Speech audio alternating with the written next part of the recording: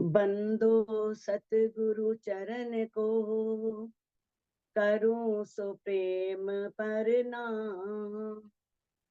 अशुभ हरन मंगल करन, धनि श्री देव चंद्र जी नाम।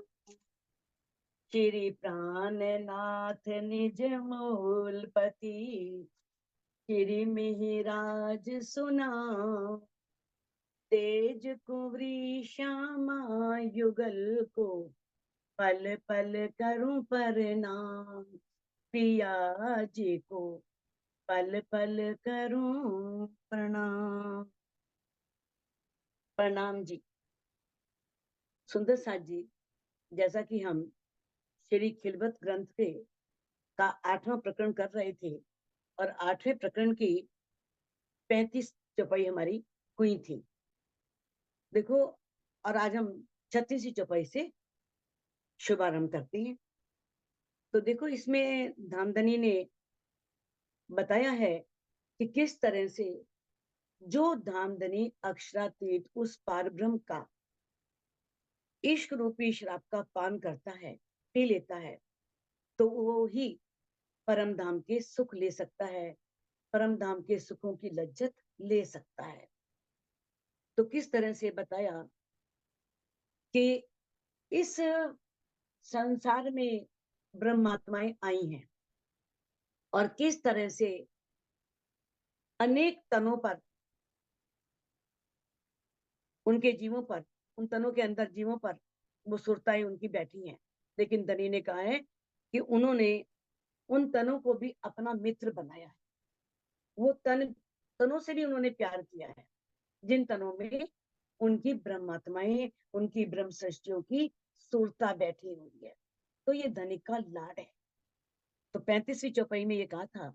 अब 36वीं चौपाई में धनी कहते हैं, यो हके लिखिया कुरान में, ए अरवाए मेरे अहिल। अब जो ये बात पढ़ रहे हैं आप, ये बात शायद पहली बार नहीं आई वाणी में, पहले भी कई बार आ चुकी है, लेकिन धनी बार बार इन सब बातों की पुनरावृत्ति कर रहे हैं ताकि रूहें समझ जाए। कभी तो उन्हें ध्यान आएगा कि धनी ने हमें अपना वारिस बनाया है। इस ज्ञान का जो असली वारिस है हम हैं। जब ये दर्द आएगा तो किस तरह से शायद वो इस जो धामधनी अचराती परम धाम से उनके लिए ये न्यामते लाए हैं, ये संपत्ति लाए हैं, उनको संभाल सके, उन्हें और आगे बढ़ा सके। कहते हैं यो हके लिखिया कुरान में। अब कोई रूह कहे हमें क्या पता कुरान में लिखा है या नहीं लिखा, तो धनी ने साथ साथ पूरे साक्षियां दी हैं, गवाहियां दी हैं, पारे का नाम बताया है, सूरे का नाम, आयत का नाम सब बताया है कि आप खोल करके उसमें देख भी सकते हो लिखा है या नहीं लिखा। तो राजी कह रहे हैं कि कुरान में लिखा है कि रूहें क्या हैं, रूहें ही मेरी असली वारिस है। असली जो जिम्मेवारी दी है मैंने, वो रूहों पर दी है कि किस तरह से तुम्हें इस वाणी से जागना है और सबको जगाना है और सबने परमधाम आना है। ये झूठे वजूद जो खा के निपट गंदे सहे, ये जो झूठे वजूद हैं, ये शरीर तो झूठा है, नश्वर है, कब इसने साथ दिया है, ये तो कभी भी साथ छोड़ जाएगा। तो इस जो ये मिट्टी का बना, जो ये तन है, झूठा शरीर है, जो गंदगी से भरा है, निपट गंदे, कोई शक नहीं इसमें, इसमें गंदगी ही गंदगी है। तो ऐसे गंदगी से भरे हुए ये जो शरीर है, जो पंच तत्वों से बना है, खाक का बना है, कहते हैं फिर भी सहेल, इनसे मेरा संबंध है। चाहे वो कितनी गंदगी से बने हैं, चाहे वो झूठा है तन, चाहे मिट जाने वाला है, लेकिन मेरी रूहें आकर के इसमें बैठी हैं, तो मेरा निपट गंदे सहेल, सहेल मैंने तब भी उस गंदे जो गंदगी से भरा हुआ ये पंचभूतात्मक तन है, उससे मेरा सहेल संबंध है। तो ये गनी ने बताया है कि कुरान के जो पहला पारा है उसकी दूसरी सूरत में ये बात लिखी हुई है। ओलिया लीला दोस्त कर नूर जमाल लिखत। नूर जमाल आप जानते हैं, कहते हैं अक्षरातीत को। अक्षरातीति कह रहे हैं और अक्षरातीति लिख रहे हैं। शोभा इंद्रावती जी को दी है। नूर जमाल लिखत, कहते कुरान में अक्षरातीत ने जो उनकी ब्रह्म सृष्टियां हैं उन्हें क्या लिखा है, ये मेरे ओलियां हैं, लीला हैं, मेरे दोस्त है, ये मेरे मित्र हैं। जबकि जो ये दोस्त शब्द है वो इस ब्रह्मांड के हिसाब से प्रयोग किया है कि जो सच्चे दोस्त होते हैं, सच्चे मित्र होते हैं, वो कष्ट में भी साथ निभाते हैं। दोस्त की पहचान ही यही होती है, जो दुख में, तकलीफ में, कष्ट में भी साथ ना छोड़े, वो उसके साथ रहे। तो इसलिए धनी ने उनको क्या कहा है कि जो चाहे उन पर कितने कष्ट आए, तकलीफ आए, कितनी मुसीबतें आए, लेकिन फिर भी जो मेरी रूहें हैं वो धनी के चरण नहीं छोड़ती, वो इस वाणी को नहीं छोड़ सकती, धनी को नहीं छोड़ सकती। इसलिए उनको दोस्त करके लिखा है। ऐसे निज तन नासूती, ऐसे जो नश्वर तन है, नासूती मैंने जो इस नासूत ब्रह्मांड में, नश्वर ब्रह्मांड में जो मिले हैं, ऐसे नश्वर तनों को धनी ने क्या कहा है, कहे यासो मेरी इनसे निस्बत है, मेरा इनसे अनादिकाल का संबंध है, ये परम धाम से आई है, ये मेरे अंग हैं, मैं इनसे अलग नहीं हो सकता। तो किस तरह से बताया है कि इन तनों से धनी को प्यार क्यों है, क्योंकि इन तनों में कौन बैठी है, आत्माएं बैठी, ब्रह्मात्माओं की सुरता बैठी है। तो ये बात सारी कुरान के उसी तरह से पहले पारे में, दूसरी सूरत में, और आयत आयत कहते हैं चौपाई को, 175 से लेकर के 170 तक इसका जिक्र है सारा। अलिफ लाम मीम ये पारे का नाम है, उसमें सारा जिक्र है। ये बात इन चौपाइयों में, इन आयतों में कही गई है। कहे नूर जमाल कुरान में छोड़ के ए अंधेर। अब दामदनी अक्षरातीत ने कुरान में ये बात लिखी है कि जो रूह छोड़ के ए अंधेर, इस संसार में अज्ञानता है, इस संसार में अंधेरा है, आंखें खोलो तो कितनी रोशनी है, कितना उजाला है, लेकिन ये रोशनी ही अंधेरा है। जैसे ही दिन निकलता है, व्यक्ति किस तरह से दौड़ता है, भटकता है, सारी अपनी इच्छाओं को पूरी करने के लिए, अपनी कामनाओं को पूरी करने के लिए, किस तरह से अपने परिवार का पालन पोषण करने के लिए सुबह से शाम तक वो दौड़ता ही दौड़ता। उठते ही निकलता तो सूरज है, लेकिन वैसे अंधेरा छा जाता है। क्या करें क्या ना करें, कितने काम है, कितने बातें उसे याद आती हैं, सौ तरफ वो उसका दिमाग घूमता है। तो इस संसार में चाहे ये सूरज का उजाला है, रोशनी है, लेकिन ये रोशनी भी व्यक्ति के जीवन में उजाला नहीं कर सकती। उजाला कौन कर सकता है, एक सत्य ज्ञान जो व्यक्ति के अंदर प्रवेश कर जाए, वही उसके अंदर ये उजाला करता है, ये प्रकाश करता है। तो जो रूह इस अंधेरे को छोड़ करके, इस संसार में तो अंधेरा ही है, अज्ञानता ही है, कुछ नहीं मिलने वाला, कुछ हाथ नहीं आने वाला। कहते एक साध करो मुझको, बस एक बार मुझे रिझा लो।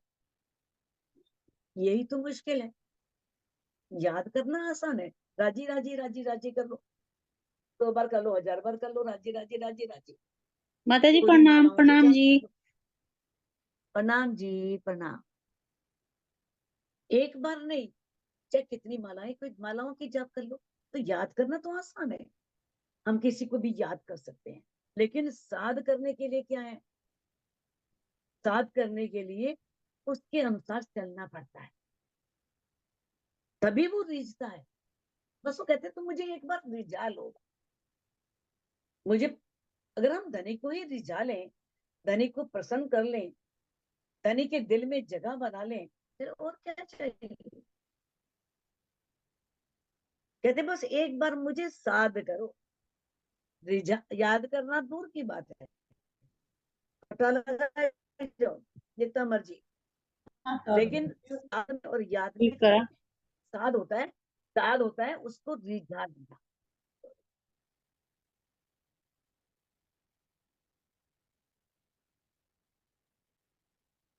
साध करना होता है रिझा लेना, किसी को रिझा लेना। रिझाना क्या होता है?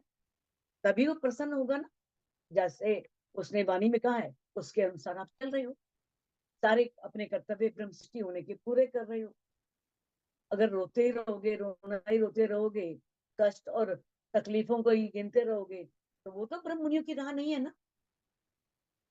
साथ तभी राजी तभी दीजिएंगे ना, जब हम वाणी को आत्मसात करेंगे, आत्मसात करके अपने अंदर ग्रहण करेंगे, ग्रहण करके हमने जो मूल मिलावे में बैठ करके धनी के सामने सब कौल किए थे, वचन कहे थे, उन वचनों का पालन करेंगे, बस। तो धनी रीझ जाते हैं, वाह क्या कहने, मेरी तो सही रास्ते पे चल रही है, बिल्कुल ठीक चल रही है, हाँ अब ये परम धाम चाहती है, अब इसे परम धाम दिखाओ। कहते बस एक बार साध कर लो, मैं तुम्हें जी जी करूं, कहूं 10 बेर, बस एक बार मुझे रिझा लो, फिर मैं आपके आगे 10 बार जी जी करूं। ये होता है, ये तो आपको पता ही है। अगर कोई व्यक्ति स्वार्थ की भक्ति करता है, अगर मान लो हम पाठ रखते हैं, बहुत पाठ रखते हैं, मेरा बच्चा कहीं अच्छी नौकरी पे लग जाए, मेरे बच्चे का अच्छी जगह विवाह हो जाए, या बहुत सी हमारे अंदर कामनाएं होती हैं विवाह संबंधी, कोई भी अच्छा रिजल्ट आ जाए, अच्छी नौकरी लग जाए, इस तरह के हम बहुत पाठ करते हैं। तो ये क्या है? इसके पीछे हमारा स्वार्थ छिपा हुआ है। तो जो स्वार्थमयी भक्ति करता है, परमात्मा भी बड़ा खुश होता है, अच्छा है मेरी भक्ति की, मैंने इसकी इच्छा पूरी कर, बाहर उतरा, कोई बाहर नहीं। लेकिन जो निस्वार्थ भक्ति करता है, जिसका कोई स्वार्थ नहीं होता, कर रहा है, कुछ मांग नहीं रहा, कुछ चाह नहीं रहा, उसके बदले में कुछ नहीं कर मांग रहा, तो उसका परमात्मा भी दास बन जाता है कि अरे इतने समय से मेरे मंदिर में आ रहा है, सफाई कर रहा है, इतनी सेवा कर रहा है, लेकिन बदले में कुछ नहीं चाह रहा, उसके पीछे पीछे रहता है फिर वो, तो अब इसे जरूरत पड़े और मैं इसकी आवश्यकता पूरी करूं। तो ये है निस्वार्थ भक्ति। इसका कितना फल होता है, किस तरह से हम निस्वार्थ भक्ति से परमात्मा को पा सकते हैं, अगर हम पाठ रखें सिर्फ अपने आत्म कल्याण के, कि मेरी आत्मा का कल्याण, मुझे परम धाम जो मैं भूल गई हूं मुझे याद आ जाए, मुझे मेरी आत्मा के प्रीतम मिल जाए, तो अवश्य जब हम पाठ रखते हैं, राज्य हमारी सभी इच्छाएं पूरी करते हैं, तो ये इच्छा पूरी क्यों नहीं करेंगे? तो ये है साध करना। या तो हम कई बार करते हैं, कई दुखों को लेकर के याद करते हैं, कई सुख पाने के लिए याद करते हैं, कहते हैं ना। तो अगर हम हमेशा उसके प्रेम में डूबे रहते हैं, उसे रिझा लेते हैं, तो धनी कहते हैं मैं उसके आगे 10 बार जी जी करता हूं। ये साध करना शब्द जो है ना, ये अरबी भाषा का है, ये हरूफे मुक्ते आत कुरान में आता है, उसी का अक्षर है ये, हरफे मुक्ते आत, जो उसमें जैसे अपने कायदा होता है, क्या क्या क्या क्या होता है, ऐसे उसमें एक वर्णमाला है, उसमें ये 11वां 14वां अक्षर है, साध करना, रिझाना। और कुरान के 23वें सिपारे में तुल तुल साध में ये प्रसंग आया। कहा है तुम एक बार साध करो, मैं 10 बेर आपके आगे जी जी करता हूं। अब माया को छोड़ने का मतलब क्या है कि अपने हृदय में संसार, देखो माया इस संसार में रह के छोड़ी तो नहीं जा सकती, हम एकदम पल्ला नहीं झाड़ सकते कि ठीक है कि हम तो कुछ नहीं करेंगे, हम तो बाबा बनने जा रहे हैं, ऐसा तो संभव नहीं है ना। इसका जो मतलब है वो यह है, संसार की चाहनाओं को, इच्छाओं को, जो हमारे सांसारिक संबंध है, उनको छोड़ करके धनी के प्रेम में डूबना, धनी के विरह में डूबना, ये इसका मतलब माया को छोड़ने का मतलब। कि हम उन संबंधों को निभाएं, फर्ज पूरे करें, लेकिन मरे नहीं उनके लिए। उनके लिए हम, ठीक है धनी ने हमें ये संबंध दिए हैं, निभाने भी हैं, कर्तव्य पूरे करने भी हैं, करो, लेकिन उनके लिए मरना नहीं है। तो साध करने का मतलब क्या है, जो भी नवधा तरह की भक्ति है और योग से परे की, उसे प्रेम लक्षणा भक्ति बोलते हैं। धनी के प्रेम में डूब जाना। और ये कब संभव होगा, जब हम परम धाम के प्रेम में डूबे। यो हके लिखिया कुरान में, हक रूहों की करे जिक्र। देखो कितनी बड़ी बात कही है। धनी ने कहा है कि तुम मेरा जिक्र करो, फिक्र तो मैं करूंगा। किस तरह से आपने बहुत से प्रसंग सुने होंगे, बड़े महाराज जी का प्रसंग भी सुना होगा इसके बारे में। और किस तरह से जैसे उनकी बेटी का विवाह था, वो परेशान थे। ऋषि देवचंद जी का भी प्रसंग सुना होगा आपने।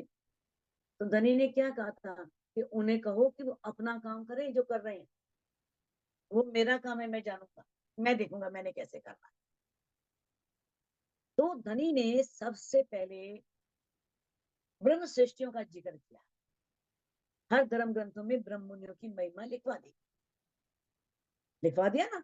हरिवंश पुराण के भविष्य पर्व में, अभाविनो भविष्यन्ते मुनियो ब्रह्म रूपिना, उत्पन्नो कलयुगे प्रधान पुरुष आश्रया, कथा संयोगेन तान सर्वान पूज्यन्ते, तस्य पूजा प्रभावेन जीव सृष्टि समुद्रा। कि उनकी किस तरह से, उनके साथ रहने से भी, उनकी संगत करने से भी जीव सृष्टि का उद्धार होगा। ऐसे ब्रह्म मुनि जो हैं, जो कभी पहले हुए ही नहीं थे, वो आएंगे। और कैसे आएंगे, उस प्रधान पुरुष के आश्रय में। प्रधान पुरुष अक्षराती, उनका सारा, उनकी छत्र छाया उनके ऊपर होगी, वो उनके साथ होंगे। और किस तरह से सब उनकी पूजा करेंगे, किनकी, जो ब्रह्म मुनि है, जो परमहंस है, उनकी। और उनकी पूजा करने से जीव सृष्टि का भी उद्धार हो जाएगा। तो ऐसे एक नहीं, भविष्य दीपिका में, कई किताबों में बहुत प्रसंग आते हैं, पुराण संहिता में कई जगह ये प्रसंग आता है। ब्रह्म मुनियों की महिमा को धनी ने लिखा है। और वाणी में भी धनी ने ब्रह्म मुनियों की बहुत महिमा कही है, हर ग्रंथों में। चाहे वो महेश्वर तंत्र है, हर ग्रंथ में धनी ने ब्रह्म मुनियों को बड़ा कहा है। वेदों में भी कह दिया, ब्रह्म सृष्टि कही वेद ने, ब्रह्म जैसी तद्भव कर। वेदों ने क्या कहा कि ब्रह्म सृष्टि वेदों के समान, ब्रह्म के समान। तो किस तरह से कहते हैं, यो हके लिखिया कुरान में। अब कुरान में भी धनी ने लिखा, हक रूहों की करे जिक्र। ये जो हक है, जो पर ब्रह्म है, अल्लाह ताला है या सच्चिदानंद, जो भी नाम लो, वो रूहों का जिक्र करते हैं, रूहों के बारे में बात करते हैं। पीछे आपन करत हैं, रूहे क्यों ना देखो दिलदार। फिर बाद में तो हम करते हैं। पहले राजी ने सारी धर्म ग्रंथों में, वाणियों में ब्रह्म मुनियों की महिमा को लिख दिया। फिर ये वाणी उतरी, तो इस वाणी से धनी की महिमा को जान करके हम लोगों ने जिक्र किया धनी का, पीछे किया ना, पहले तो धनी ने किया। रूहें क्यों ना देखो दिल धर है रूहों, इस बात को दिल में विचार क्यों नहीं करती हो, दिल में धारण क्यों नहीं करती हो। बताया कि जो आशिक होता है ना, आशिक और माशूक आप जानते हैं। आशिक रिझाने वाला, माशूक जिसे रिझाया जाए। और आशिक क्या करता है, हमेशा सबसे पहले माशूक की चर्चा करता है। तो इस चौपाई से धामधनी ने हमें यही बताया है, यही सिखापन दी है कि हमें धनी का दीदार ना होने का रोना नहीं करना चाहिए। धनी का दीदार नहीं हो रहा, धनी का दीदार नहीं मिल रहा, धनी दिख नहीं रहे, बल्कि हमें अपने आत्म निरीक्षण करना चाहिए, अपने अंदर आत्म मंथन करना चाहिए कि हमसे चूक कहाँ हो रही। अगर मान लो हम ध्यान में बैठ भी रहे, हमारा ध्यान नहीं लग रहा, तो हमें आत्म निरीक्षण करना कि हमारा ध्यान क्यों नहीं लग रहा, हमसे कहीं तो कोई गलती हो रही है जिस कारण से हमारा ध्यान नहीं लग रहा। हम ये तो करते नहीं है, बल्कि ये रोते हैं, अरे चितवन लगती नहीं है, लगती ही नहीं है, राज्य दिखते ही नहीं है, पता नहीं क्या बात है, मैं पता नहीं ब्रह्म सृष्टि ही नहीं हूँ, इसका मतलब मैं तो लगता है ईश्वर सृष्टि भी नहीं हूँ, नहीं तो अब तक तो मुझे दीदार हो गए होते। तो हम ये तो अक्सर जिक्र कर देते हैं, लेकिन इतना नहीं करते। तो हमें तनी ने इस चौपाई के माध्यम से बताया है कि हमें ध्यान करना चाहिए कि हमें राज्य से जितना प्रेम करने का हम दावा करते हैं ना, उससे 10 गुना धामधनी हमसे प्रेम कर। अगर हम दावा करते हैं ना राज्य से बहुत प्रेम करते हैं, तो 10 गुना राज्य हमसे प्रेम करते हैं, इतना अधिक प्रेम करते हैं। तो उन्होंने इस ब्रह्मांड में आकर के सिद्ध कर दिया, बता दिया कि मैं तुमसे कितना प्यार करता हूँ, मैं तुम्हें कितना चाहता हूँ। हके लिखिया कुरान में पहले मेरा प्यार। अब राजी ने कुरान में ये बात लिख दी है, सारी गवाहियां कुरान में दी हैं। इसीलिए अक्सर ये प्रश्न उठ जाता है कि निजानंद संप्रदाय मुस्लिम धर्म को अधिक चाहता है, मुस्लिम धर्म को अधिक वो दे रहा है, महत्ता दे रहा है, जबकि ऐसा नहीं है। मुस्लिम धर्म में कुरान में जो बातें लिखी हैं उस सत्य को उजागर किया गया है। ऐसा सत्य क्या है जिसे वो पढ़ने वाले जो मौलवी हैं वो नहीं जान पाते। अगर वो जान पाते तो शायद वो किसी को गलत मार्ग पर नहीं चलाते। तब ये इस तरह से ये जो आतंकवादी बने या जिहाद ये सब कुछ चला, तो ये नहीं होता अगर उसके सही मायने उनको पता लग गए होते। तो वो कहते धामधनी अक्षा ने कुरान में क्या लिखा है, पहले मेरा प्यार। यही तो रगड़ा है सारा, जिस कारण यहाँ आना पड़ा, इस ब्रह्मांड में आना पड़ा। ये जान गए होते तो शायद ब्रह्मांड में आना भी नहीं पड़ता, और ये बात हम परम धाम में जान ही नहीं सकते थे। धनी कहते पहले मेरा प्यार है, सबसे पहले कहते जो तुम पीछे दोस्ती करो तो भी मेरे सच्चे यार। कितनी बड़ी बात दामधनी ने लिखा है कि मैंने तुमसे प्यार किया, रूहें इस ब्रह्मांड में आई तो पहले मैं आ गया। मैंने सारे धर्म ग्रंथों में अपने ब्रह्मात्माओं की महिमाओं का वर्णन करवा दिया, सारे प्रमाण दे दिए, सारी साक्ष्यां दे दी, पर ब्रह्म के आने की, पर ब्रह्म की पहचान की, पर ब्रह्म की आत्माओं की पहचान की, मोमिनों की हर बात मैंने पहले कहलवा दी।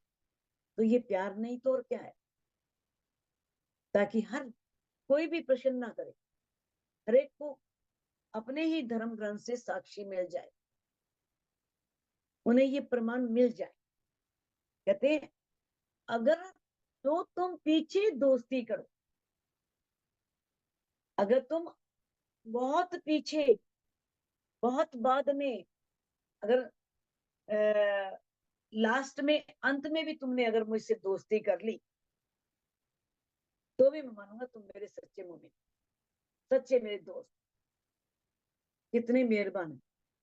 अगर अंत में भी रूह ये स्वीकार कर लेती है कि हाँ धनी, आप भी मेरे सच्चे मित्र हो, सच्चे साथी आप ही हो, कहते हैं फिर तुम क्या हो, तब भी मैं तुम्हें क्या मानूंगा, तुम मेरे सच्चे प्रेमी हो। देखो परम धाम में तो ऐसा कुछ है ही नहीं, क्योंकि अंगना प्रीतम का संबंध है, वहां तो कोई दोस्त का संबंध नहीं है, वहां कोई मित्र नहीं है। लेकिन ये तो मैंने पहले ही बताया आपको कि इस ब्रह्मांड के हिसाब से इस शब्द को प्रयोग किया गया है, क्योंकि इस ब्रह्मांड में जो सच्चा मित्र होता है वही अंतर देता है। ऐसा नहीं है, एक पत्नी भी सच्ची मित्र हो सकती है अपने पति की, पत्नी होते हुए भी सच्चे मित्र का, सच्चे उसके दोस्त का फर्ज निभा करके वो उससे ये भी सिद्ध कर सकते हैं कि मैं ही तुम्हारी सच्ची दोस्त हूँ।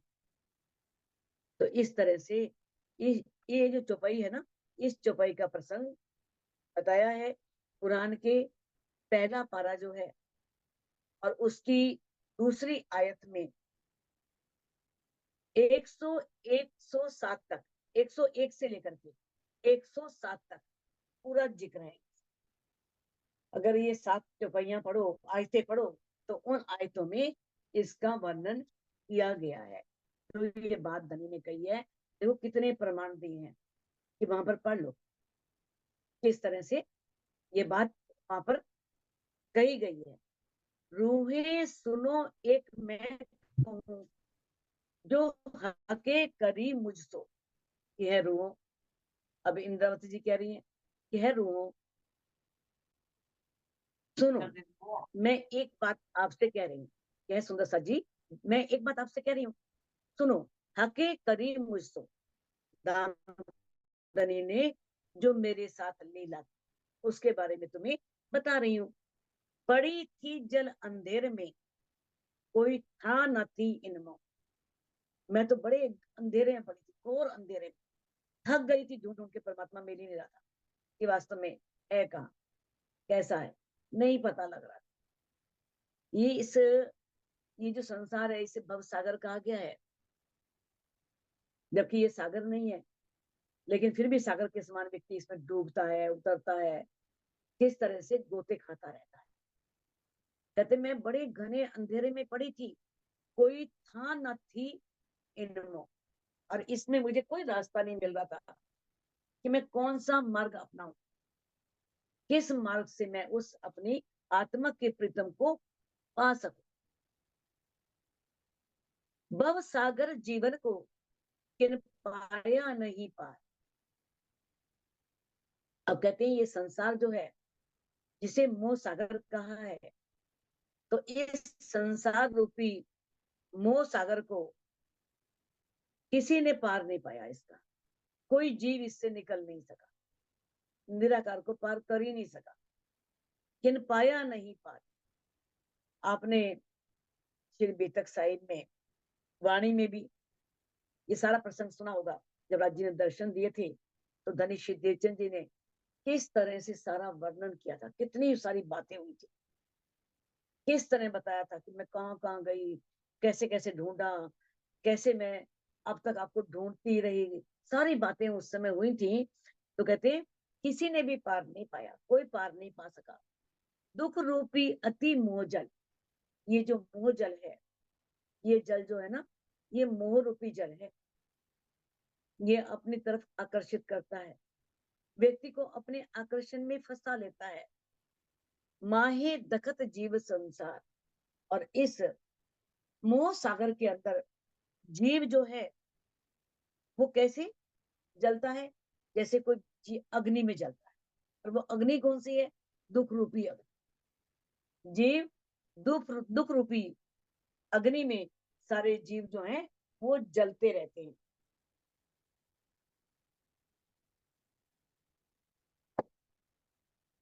लहरी उठे अंधेर की, पहाड़ जैसी बेर बेर, ये आप पहले भी पढ़ चुके हो, सारा सारा वर्णन पहले भी आ चुका है प्रकाश, किस तरह से इस अज्ञानता रूपी ये जो भव सागर है, जैसे समुद्र का है, समुद्र के समान गहरा है, इसका कोई पार नहीं था नहीं, तो किस तरह से इसमें लहरें उठती है, अज्ञानता निरंतर बार बार अनेक लहरें उठती हैं। पहाड़ जैसी बेर बेर कैसे उठती है, पहाड़ के समान बार बार। ये क्या है पहाड़ के समान लहरों का उठना, ये हमारा अहंकार है।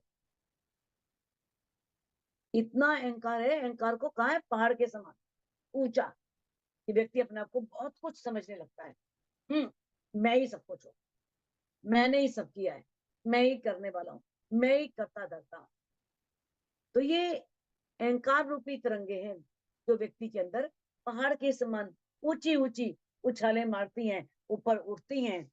ऊपर तले लग भमरिया, और ऊपर नीचे क्या है, भमरिया भवन, पड़े फेर फेर फेर, बार बार भंवर में व्यक्ति पड़ जाता है। ये क्या है, सागर है, नदियां हैं, उसमें कुछ स्थान ऐसे होते हैं जहां पानी बहुत तेजी से ऐसे घूमता है, ऐसे बवंडर बोलते हैं ना, जैसे एक बवंडर सा आता है, अगर वहां नाव पहुंच जाए तो नाव डूब जाती है। मनुष्य अगर वहां पहुंच जाए तो क्या होता है, नाव उसकी नौका डूब जाएगी।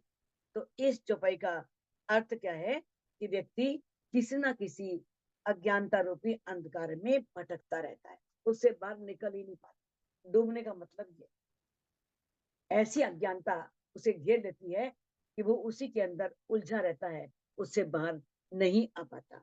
बार बार उसके अंदर वो भंवरे, वो तूफान उठते हैं। जैसे जल में चक्राव होता है ना, आपने देखा होगा, आपने अक्सर देखा होगा, जब बहुत तेज तेज आंधियां चलती हैं तब भी देखा होगा किस तरह से रेत ऐसे गोल गोल गोल ऐसे घूमती है, ऐसे गोल गोल मिट्टी, और किस तरह से व्यक्ति उसके अंदर फंस जाता है एकदम।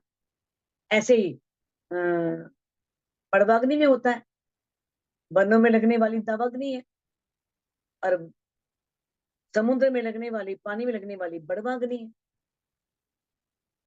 और मानव के अंदर लगने वाली जठराग्नि है। मानव के अंदर तो बहुत सारी अग्नियां हैं, तृष्णा की भी अग्नि है, क्रोध की भी अग्नि है, पता नहीं कितनी अग्नियां जल रही हैं मानव के अंदर। तो जठराग्नि तो अलग ही है, जो पेट में जलती है, और इतनी भूख, और व्यक्ति कितने गलत काम करने के लिए तैयार हो जाता है, कितने अपराध कर बैठता है, कितनी गलतियां करता है। अंदर तो आग ही आग जल रही है। किसी को देख करके भी लगता है कि अरे ये इतना सुखी क्यों है, अच्छा नहीं है, ये ठीक नहीं है। हम किसी के सुख को देख करके भी कभी खुश नहीं होते। कोई दुखी है, हाँ फिर लगता है ठीक है, वो भी दुखी है, कोई बात नहीं, मैं दुखी हूं तो फिर क्या हो गया। अगर कोई सुखी है तो नहीं। तो ये अंदर बहुत सारी अग्नियां हैं जिसमें व्यक्ति जल रहा है, झुलस रहा है, उसी में भटक रहा है, इससे पार नहीं निकलता। किसी को मत देखो, स्वयं अपने को देखो। अभी आगे प्रकरण आएगा बहुत अच्छा, इंद्रावती जी बताएंगे किस तरह से हमें अपनी आत्म के बारे में चिंतन करना है, आत्म के बारे में सोचना है कि हम क्या कर रहे हैं, हम कहाँ पर खड़े हैं। हमें किसी के बारे में नहीं देखना कोई क्या कर रहा है, अपने बारे में सोचता है कि हम क्या कर रहे हैं, हमने क्या किया है। कहते हैं निपट अंधेरी ला एक ही, ला कहते हैं निराकार को, जो ये निराकार है। ये जो ला है ना, ला इला इल्लिल्लाह, जो ना कलमे में आता है, तो ला कहा है इस ब्रह्मांड को, जो क्षर का ब्रह्मांड है, जो निराकार है। कहते हैं निपट अंधेरी ला एक ही, इस संसार में इतना घना अंधकार छाया है। निपट, कोई पर्दा नहीं, सबको पता है, निसंदेह सब जगह अज्ञानता ही अज्ञानता छाई हुई है, अंधकार छाया हुआ है। इतना अज्ञानता है, सुनते हो ना, जब हम इस ब्रह्मांड को पार करके इसके सूक्ष्म स्वरूप कहाँ पहुंचते हैं, सूक्ष्म स्वरूप में पहुंचते हैं, जहां इतना घना अंधेरा है, इतना घना अंधेरा है कि व्यक्ति के हाथ को, यानी कि पता नहीं लगता कि एक हाथ को दूसरा हाथ नहीं सूझता, इतना घना अंधेरा है। तो इस संसार में इतना घना अंधेरा है, ना सूझे हाथ पाए किसी को, किसी को भी दूसरे का हाथ पैर या सिर दिखाई नहीं पड़ता, इतना अंधेरा है, पता ही नहीं चलता। भाई किसी को पकड़ लें हम, किसी का हाथ दिखे तो पकड़ लें, कुछ नहीं दिख रहा, हाथ पैर सिर, कोई है भी कि नहीं, कुछ नहीं पता, इतना घना अज्ञानता है, इतना घना अंधेरा है। टापू पहाड़ों बीच में, इस मोह सागर में क्या है, एक ऊंचा पहाड़ है और दूसरी ओर क्या है, टापू पहाड़ों बीच में, इसके अंदर क्या है, एक तो घना सागर है और एक बीच में टापू है, एक और तो ऊंचे ऊंचे हैं पहाड़ हैं और दूसरी ओर टापू है। अब कहते हैं उसमें जब व्यक्ति फंस जाए तो बाहर निकल नहीं पाता, बाहर जा नहीं पाता, बल्कि उसी में ही गोते खाता रहता है, कहाँ जाए कैसे जाए। ये क्या मतलब है, मतलब यह है कि इस संसार में अज्ञानता है, ज्ञान नहीं है, व्यक्ति को मोक्ष पाने का मार्ग नहीं मिलता, वो बार बार जन्म ले रहा है, बार बार मर रहा है। ये मतलब इसका भाव जो है वो ये है कि व्यक्ति इस संसार रूपी सागर में गोते खाने का मतलब क्या है, जन्मना और मरना, आवागमन के चक्र में पड़ता रहता है। जब पहाड़ है, देखो बड़े बड़े ऊंचे ऊंचे पहाड़ हैं और पहाड़ के नीचे क्या है, घाटियां हैं, बहुत गहरी गहरी घाटियां हैं, जिसमें व्यक्ति चल नहीं सकता। पहाड़ों पे चढ़ना भी बहुत मुश्किल होता है, मार्ग बड़ा ऐसा होता है, विषम मार्ग होता है, दुर्गम होता है, उस पर व्यक्ति चल नहीं पाता। तो इस तरह से व्यक्ति इस संसार में आके अपनी तृष्णाओं में, अहंकार में इस तरह से डूब जाता है कि अपने लक्ष्य को भूल जाता है कि मेरा लक्ष्य क्या है। मेरा लक्ष्य है मोक्ष की प्राप्ति, मुझे मानव जीवन मिला है मोक्ष प्राप्त करने के लिए, ना कि खाने पीने सोने आराम करने के। खाओ पियो सो ऐश करो, तो फिर इससे तो मुक्ति नहीं मिलने वाली। ये हमें जो मानव जीवन मिला है वो मुक्ति पाने के लिए मिला, और विषय वासनाएं जो है इनका जल बड़ा गहरा, इच्छाएं व्यक्ति के अंदर कभी खत्म नहीं होती। भर्तृहरि ने कहा है, तृष्णा ने जीर्णा वे में जीर्णा, भोगा ना भुगता वे में भुगता।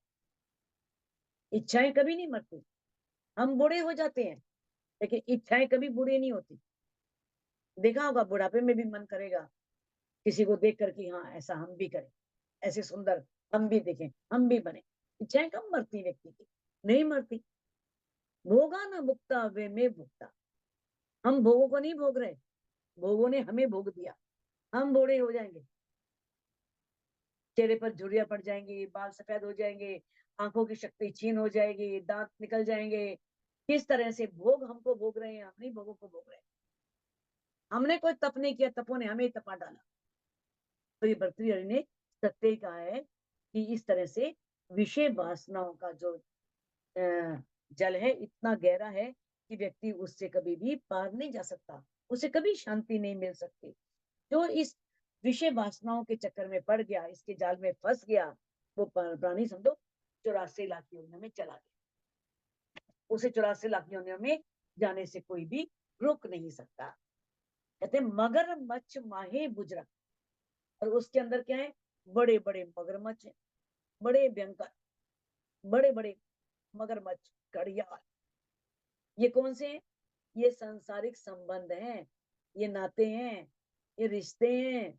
मगरमच्छ जो बताया है इसमें, मगरमच्छ किने बताया है, इन संसारिक संबंधों को, जिनके पालन पोषण में व्यक्ति कोल्लू का बैल बना रहता है। जिनका अच्छा पालन पोषण करो, इन्हें अच्छी नौकरी लगवाओ। अभी देखो, एक बिल्कुल सत्य घटना भी कुछ दिन पहले ही मैंने पढ़ी थी, याद नहीं आ रही कहाँ की है, उसका चित्र भी दिया हुआ था और लिख रखा था बिल्कुल सत्य घटना कि एक बहुत बड़ा जज, और उसने रिटायर हो गया, और वो उसको हो गया जैसे लकवा मारा जाता ना, अपाइज, चल नहीं पा रहा, मतलब इस तरह से कुछ कर नहीं पा रहा। पत्नी उसकी है नहीं, 3 बेटे हैं, तीनों बेटे अच्छी अच्छी पोस्टों पे हैं, और तीनों बेटे गर्मियों की छुट्टियों में बाहर गए, जर्मन, एक जर्मन गया, एक फ्रांस गया, एक कहीं, और एक नौकर को घर में रख गए, तुम इस पिताजी को खाना खुना देते रहना, और एक कमरे में उनका नीचे गद्दा डाल के उन्हें उस कमरे में लिटा दिया। मैंने तो फोटो देखी है सारी वो वाली। और फिर किस तरह से वो नौकर जो था वो उस कमरे में ताला लगा के बाजार से सब्जी सुब्जी लेने के लिए गया। जैसे ही वो ताला लगा के गया, अब वो तो अपाहिज था, कुछ कर ही नहीं सकता था, और उसका नौकर का हो गया एक्सीडेंट। एक्सीडेंट होने के बाद उसे हॉस्पिटल में लोगों ने भर्ती करा दिया, और उसे वो चला गया कोमा में। अब कोमा में चला गया, ना तो घर आ सकता है, ना किसी को बता सकता है, ना बच्चों को फोन कर सकता है, ना बच्चे उसे फोन कर सकते हैं, कोई मतलब ही नहीं, कुछ नहीं, खत्म होगी कहानी। और फिर जब बच्चे बाहर से आए छुट्टियों के बाद, ताला तोड़ा, तो अंदर जो लाश की हालत दिखाई, इतनी बुरी हालत दिखाई है फोटो। वो पिता जिसने अपनी जिंदगी लगा दी उन बच्चों को ऊंची ऊंची पोस्टें दिलाने में, सारा पैसा लगा दिया, और उस पिता की क्या दशा हुई। तो ये है मगरमच्छ कि व्यक्ति किस तरह से इनके पालन पोषण के लिए अपना सारा जीवन लगाता है, कोल्लू के बैल की तरह रात दिन काम करता है, खूब पैसा कमाता है कि इन्हें बहुत बड़े बड़े पद मिले, अपना जीवन खो देता है, जीवन का बहुत बड़ा हिस्सा खो देता है, लेकिन उससे कुछ भी उपलब्धि नहीं होती। ये मोह है, मोह रूपी जो जबड़े हैं ना, बड़े भयंकर हैं, और इनमें फंस करके व्यक्ति पार ब्रह्म को नहीं पा सकता, वो पार ब्रह्म के ज्ञान से चितवन से दूर हो जाता। ये संबंध है जो पार ब्रह्म के ध्यान और चिंतन से खींच लेते हैं, व्यक्ति उसमें लग ही नहीं पाता, तड़पती है आत्म, लेकिन कर कुछ नहीं पाता। जैसे परात्म धनी के चरणों में है, लेकिन कुछ कह नहीं पा रही, कुछ कर नहीं पा रही, क्योंकि सोता यहाँ पर आई हुई है। आत्म भी जीव के बस में है, कुछ कर नहीं पा रही जब तक जीव कुछ ना करे। तो उस तरह से बताया है, केले निगले जीव को, ये सब क्या करते हैं, एक प्राणी दूसरे प्राणी को निगल लेता है। बड़ा छोटे को, बड़ा अधिकारी है, छोटे पे रोब जमाएगा, तो छोटे वाला अपने से छोटे पे रोब जमाएगा, सभी एक दूसरे को इस तरह से निगल रहे हैं, खा रहे हैं, खत्म हो रहे हैं। तो ये सभी एक दिन काल का ग्रास बन जाने वाले, कोई भी इस संसार में रहने वाला नहीं, सब मिट जाने, हम भी सब मिट जाने वाले हैं, हम भी यहाँ रहने वाले नहीं, उसी काल का एक ग्रास है, गस्सा है हम। कब उसके मुंह में चले जाएंगे पता नहीं चलेगा, कब उसके जबानों में फंस जाएंगे और ये जीवन की लीला खत्म हो जाएगी। तो हमें धनी ने सावचेत किया है कि हमें ये तन रहते हुए किस तरह से उस पर ब्रह्म को पाना है। ला मकान का सागर लग तरे तेहत सरा, ये जो ला मकान का सागर है ना, सारा निराकार का ये मोह सागर, ये सारा ब्रह्मांड जहां तक ही फैला हुआ है, तेज तरह बोलते हैं पाताल को, पाताल तक, लग तले तेहत सरा, जितना भी ये ब्रह्मांड है पाताल तक का, इसमें सारे 14 लोग आ गए। ऐसे अंधेर अथाह बीच बैठ के, ये मोहसागर अनंत है, ऐसे अज्ञानता रूपी घने अंधकार से भरा हुआ है, अंधेर है, अज्ञानता अथाह, कोई था नहीं है इसकी। तो इसके बीच बैठ करके मोहे काढ़ी हुए मर्जिया, इंद्रावती जी कह रही है ये धनी की मेरी तो है, उन्होंने गोताखोर बन के मुझे निकाला, नहीं तो इस माया से निकलने मिला। बहुत है लोग इस ब्रह्मांड में जो अभी भी आज सिर से पैर से लेकर सिर तक माया में डूबे हुए, अहंकार में डूबे हुए, जिनके पास ये ब्रह्मवाणी पहुंची वही तो इस अहंकार से निकले, या जिनके पास ज्ञान पहुंचा, जिनके पास ज्ञान ने अंदर प्रवेश किया वही निकल पाए, बाकी तो कोई नहीं निकल पाता, सभी इसमें फंसे रहते हैं। तो इंद्र जी कह रही है कि उन्होंने किस तरह से गोताखोर बन करके मुझे उससे बाहर निकाला, काढ़ के बूझ ऐसी दई, और फिर इस अंधकार से, ऐसे मोह सागर से निकाल करके, बूझ मैंने ज्ञान, ऐसा रहस्य, सारा रहस्य मुझे बता दिया। मोहे समझाई सब इतना, मुझे यहाँ का सब समझा दिया, इस ब्रह्मांड के बारे में, माया के बारे में, माया से निकलने के बारे में, हर बात धनी ने वाणी में, इंद्रावती जी समझाई, इंद्रावती जी ने हमें समझाई वाणी में सारी बात कि माया कैसी है। आप रास के 5 प्रकरण पढ़ लो शुरू के, सारी पहचान है माया की, माया से निकलने का तरीका भी बताया है सारा कि माया से निकलना कैसे है। तो इंद्रावती जी कह रही है कि इस तरह से उन्होंने मुझे निकाल करके सारा रहस्य बताया इस माया के बारे में, इस माया से निकलने के बारे में। बेशक का इल्म दिया, और मुझे कौन सा इल्म दिया? बेशकी का, जिसमें कोई शक ही नहीं, ऐसी ब्रह्मवाणी दे दी, जासो बैठी बीच बका, जिससे मैं यही बैठी बैठी परम धाम में पहुंच गई चितवनी के द्वारा। ऐसा लगा कि मैं परम धाम में ही बैठी। इंद्रावती जी को धनी ने उत्तरदायित्व दिया था पूरी वाणी उतरने का, और जैसे ही वाणी पूरी उतरी फिर तो उनका मन नहीं लगा ना, फिर तो उनका मन तो पहले भी था कि मैं धनी को रिझाऊं, हर समय धनी के प्रेम में डूबी रहूं, लेकिन करती क्या? क्योंकि उनके ऊपर उत्तरदायित्व था कि ये वाणी पूरी उतारनी है, पिछला साथ आवेगा क्यों कर, प्रकाश वचन हृदय में धर। पिछला साथ कैसे आएगा? ये वाणी का प्रकाश अपने हृदय में धारण करेगा तभी आ सकेगा, ये उनके मन में था। तो इस तरह से कहती है कि मुझे सब बातें बता दी, और मुझे उन्होंने बेशक का इल्म दिया, और जिससे, और बाद में क्या किया उन्होंने, 3 साल लगातार चितवन में डूबी रही, ध्यान में, उनका मन ही नहीं करा, बस मन करा कि मैं धनी परम धाम में ही रहूं और राज्य का दीदार ही करूं, राज्य को देखती रहूं। तो उन्हें तो यहीं बैठे बैठे वो परम धाम में अपने आप को अनुभव कर रही थी, परम धाम में।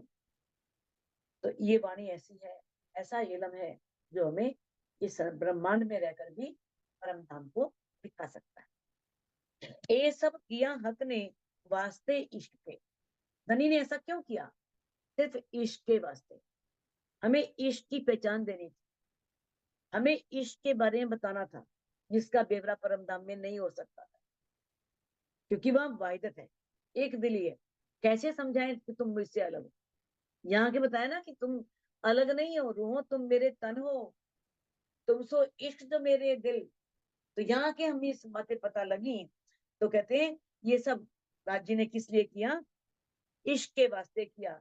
एक जरे जरे जो दुनिया में जो विचार देखो तुम्हें, इस संसार में एक एक कण, अगर एक एक कण भी बना है ना, वो भी ब्रह्म सृष्टियों को खेल दिखाने के लिए बना। यहाँ पर कितना कुछ बना है, अपने आप दरवाजे खुल जाते हैं, कैसे एक्सीलेटर है, हम एक सीढ़ी पैर रखते हैं ऊपर पहुंच जाते हैं, कितने कितने करिश्मे, कितनी बड़ी बड़ी ऊंची ऊंची मंजिलें हैं, कितनी ऊंची ऊंची, किस लिए बनी है? दिखाने के लिए कि कैसे हम एकदम होते हैं नीचे और कितनी ऊंची मंजिल पे लिफ्ट से एकदम पहुंच जाते हैं 1 सेकंड में।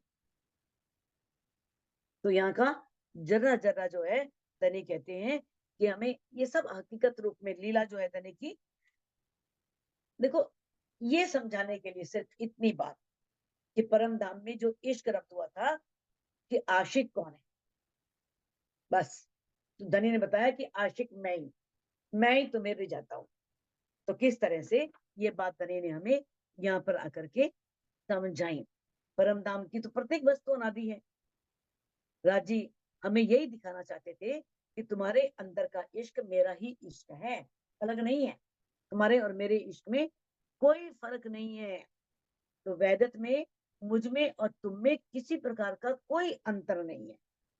लेकिन वहां पर ये बेवरा हो नहीं सकता था, ये समझाने के लिए हमें इस लैलतुल कद्र की रात्रि में ले आए, अज्ञानता की लंबी रात्रि में डाल दिया, ब्रजरास और जागने की इन लीलाओं में हमें धनी ने ये सब बताया।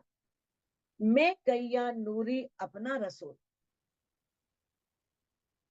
तुम पर भेजा फुरमान। कहते हैं कि है सुंदर साजी, राजी क्या कह रहे हैं? मैं कैया नूरी अपना रसूल, कि मैंने अपना नूरी रसूल मोहम्मद साहब को तुम्हारे लिए ही कुरान देकर के भेजा। कुरान में सब गवाहियां लिखवाई, सारे प्रमाण लिखवाए, तुम्हारे लिए ही मैंने ये सब किया। लिखी कुछ बातें दिल की, और मैंने अपनी दिल की सारी गहराइयां, सभी कुछ बातें उसमें लिख दी। हाय हाय कहवत यो सुभान, हाय हाय जो राजी हैं, अचरातीत हैं, वो इस तरह से कह रहे हैं। देखो, हाय हाय शब्द का प्रयोग कब होता है? जब कोई बहुत दुखी हो, बहुत परेशान हो, इतना समझाने पे भी समझ नहीं रहा, तब हाय हाय आता है। देखा है ना, कोई माँ समझाती है बेटे को, कितना समझाएगी, बेटा शराब नहीं पीनी, शराब अच्छी नहीं है, शराब फेफड़े खराब हो जाएंगे, लेकिन फिर भी बेटा नहीं मानता। तो सोचता कि हाय हाय कितना समझा रही हूँ फिर भी ये समझ नहीं रहा, और कितना समझाऊं इसको, मत पी, ये तेरे को खा जाएगी। तो हमें धनी भी दुखी हो रहे हैं, बार बार कह रहे हैं कि इतना समझा रहा हूँ, ये माया कैसी है, लेकिन फिर भी ये माया में लगी हुई है, माया इनसे छूट नहीं रही है। तब मुख से निकलता है हाय हाय, हाय हाय कहवत यूं सुभान।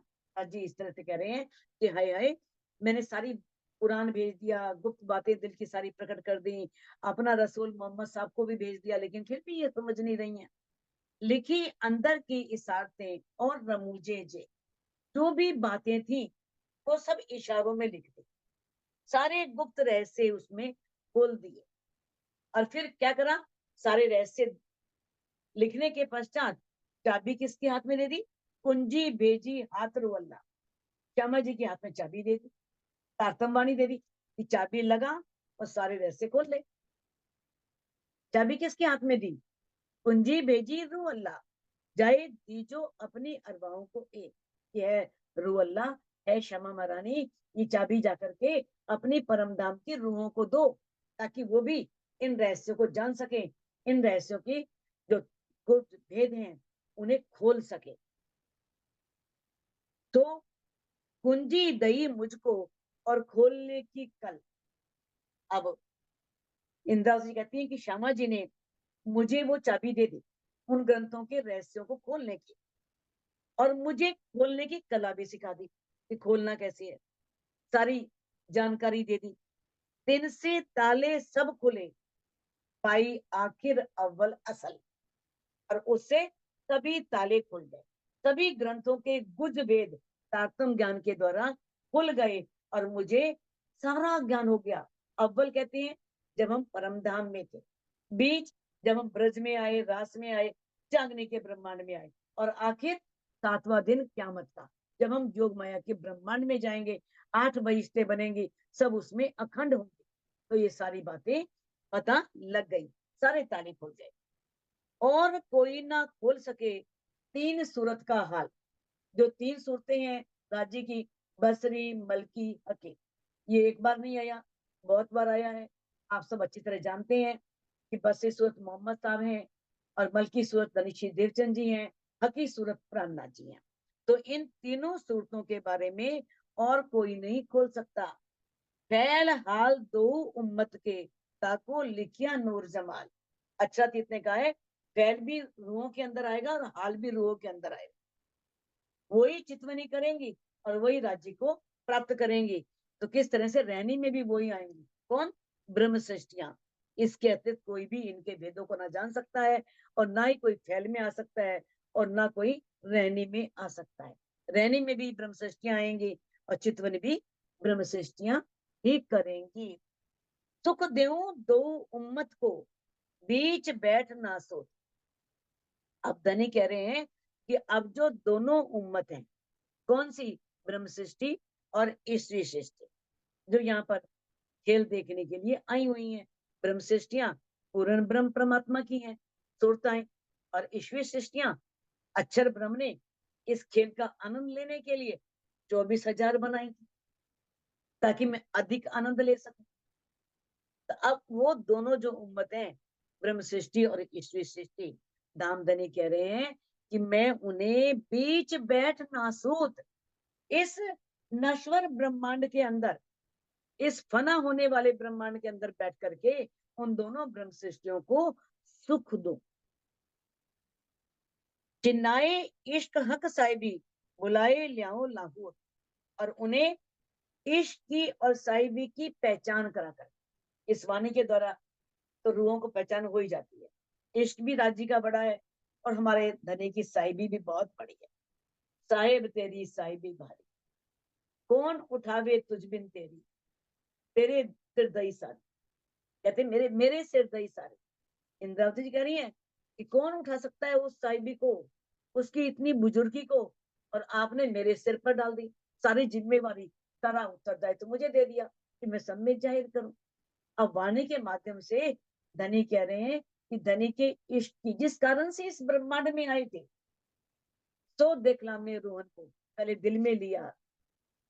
एक तो पातशाही परमधाम की, परमधाम में हमारी साहिबी क्या है, और दूसरा क्या दिखलाना था धनी ने हमें, वाहिदत का इष्ट, कि परम धाम में तुम्हारा इष्ट कैसा था। अब वो कहाँ गया, वो दिखाने के लिए धनी हमें यहाँ पर इस ब्रह्मांड में लाए। तो अब कहते हैं कि अब तुम उन्हें इश्क की और साहिबी की पहचान करा करके कहाँ बुला लाओ, परम धाम में बुला लाओ, अपने घर में निज घर में ले आओ। इन विद सुख कहते कहूँ, झूठी इन जुबान। अब इंद्रावती जी कहती हैं अपनी इस झूठी जबान से, जो इस नश्वर ब्रह्मांड में, इस नश्वर तन में मुझे मिली है, उस परम धाम के सुखों का कितना वर्णन करूं, बहुत मुश्किल है। उसे वर्णन करने के लिए वहां की जुबान चाहिए, यहाँ की जुबान से वर्णन करना भी बहुत मुश्किल हो रहा है। मेरी रूह जाने या मोमिन, या दिए जिन रहमान। उन सुखों को कौन जान सकता है, इंद्रावती कहती है एक तो मेरी रूह जान सकती है, दूसरा कौन, जिन्होंने लिया है मोमिनों, जिन्होंने ये सुख लिए हैं, क्या जिसने वो सुख दिए हैं, जो रहमान है, जो रहम करने वाला है। रहमान मेहरबान, मेहरबान रहमान एक ही शब्द, रहम करने वाला, मेहर करने वाला, मेहर का सागर, रहम का सागर, कुछ भी कह दो। तो उस रहमान ने, उस हमारे प्राण वल्लभ अक्षरातीत ने, जिन्होंने ये सुख दिए हैं, क्या तो वो जान सकते हैं, या जिन्होंने सुख लिए हैं वो जान सकते हैं, या इंद्र से जी कह रही है मेरी आत्म जान सकती है, बाकी कोई उन सुखों को जान नहीं सकता। कहते दे आड़ो ब्रह्मांड सबन को, ढूंढ ढूंढ रहे सब दूर। और रास्ते में क्या डाल दिया, ब्रह्मांड का पर्दा। यही दो पर्दे हैं, एक तन हमारा पर्दा है, दूसरा ये ब्रह्मांड पर्दा है, जो धनी मिलते नहीं। तो कहते हैं ये आड़ो ब्रह्मांड सबन को, ब्रह्मांड के आगे देखो, हमें धनी को पाने के लिए तो ये पर्दे हैं, लेकिन इस ब्रह्मांड से पार जाने के लिए निराकार पर्दा है, क्योंकि निराकार से आगे जा ही नहीं पाता कोई, आगे पता चलता ही नहीं है। तो कहते हैं दे आड़ो ब्रह्मांड सबन को, इस ब्रह्मांड के आगे धनी ने कौन सा पर्दा लगा दिया, निराकार का। घना अंधेरा, इतना घोर अंधेरा कि आगे रास्ता दिखता ही नहीं है। अक्षर ब्रह्म की 5 वासनाओं के अलावा कोई निराकार को पार नहीं कर सका। तो कहते हैं ढूंढ ढूंढ रहे सब दूर, सबने परमात्मा की खोज की, परमात्मा को पाने का प्रयास किया, कोई भी ढूंढ नहीं सका, सभी दूर रहे, सब उसे पा नहीं सके। आगू आए इल्म दिया, जासो पहुंची बका हजूर। और आगे आकर के दामदनी ने ये ब्रह्मवाणी दी, जिससे हमें, हम कहाँ पहुंच गए, उस अखंड परम धाम में, धनी के चरणों में। अगर एक रूह सच्चे दिल से धनी को याद करती है, तो उसे ऐसा लगता है कि मैं मूल मिलावे में धनी के चरणों में ही बैठी हूँ।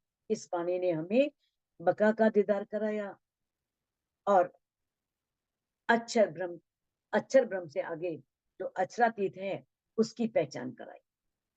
तो ये हम ये नहीं कह सकते कराई, इंद्रावती जी कह रही है, इंद्रावती जी को हुआ। तो इंद्रावती जी कह रही है इसी तरह से कभी वाणी में डूब करके जिस मार्ग पर वो चले, उस मार्ग पे चल के तुम भी धनी को पा सकते हो, तुम भी परम धाम का दीदार कर सकते हो। कहती कहूँ मेहर महबूब की, जो रूहे देखो सऊर कर।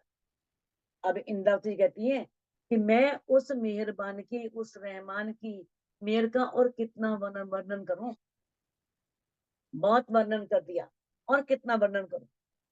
रूहो देखो सहूर कर, अब तुम जागत बुद्धि से विचार करो, खुद सहूर करो। सहूर क्या होता है, जो भी कोई मन में संशय आ रहा है तो धनी को याद करो, और जागत बुद्धि से उसका विचार करो, अपने आप उसका रहस्य खुलेगा, अपने आप वो संदेह दूर होगा। मामत कहे मेहर अलेखे, जो देखो रूह की नजर। धनी की मेहर तो इतनी है कि उसे लिखा नहीं जा सकता। इंदा से करिए अलेखे, जिसे वर्णन नहीं मैं कर सकती, मैं लिख नहीं सकती, उनकी मेहरों को गिन नहीं सकती। इतनी मेहर है उनकी, असीम अपार अनंत मेहर है उनकी। जो देखो रूह की नजर, अगर तुम उसे अपनी रूह की नजर से ही देख सकती हो, रूह की नजर से। वही है ना, मेर बड़ी महबूब की अखंड अलेखे। कहते हैं उसकी मेर तो अखंड है, अलेखे है। कहते कौन उसे देखता है? जो अंतर आंखें खोलता है, जो अंतर आंखा खोल सी ऐसुख सोई देखे। ये इस मेर को, मेर से मिलने वाले सुखों को वही देख सकता है जिसने अपनी अंदर की आंखों को खोल लिया हो। अंदर की आंखों से ही हम उन सुखों को पा सकते हैं, उन सुखों को जान सकते हैं। तो सुंदर साथ जी, ये 8वां प्रकरण संपूर्ण होता है। तो इस चौपाई को हम दोहरा सकते हैं अपने आप को अनम्यूट करके। केती कहूँ मेहर महबूब की, खेती कहूँ मेहर महबूब, मेहर महबूब की। जो रूहें देखो सहूर कर, जो रूहें देखो देखो सबूर सहूर कर। कर। सहूर कर। श्री महामति कहे मेहर अलेखे, श्री श्री महामति कहे कहे मेहर मेहर अलेखे, अलेखे। मेहर अलेखे। जो देखो रूह की नजर, जो जो देखो देखो रूह रूह देखो की रूह की नजर, नजर।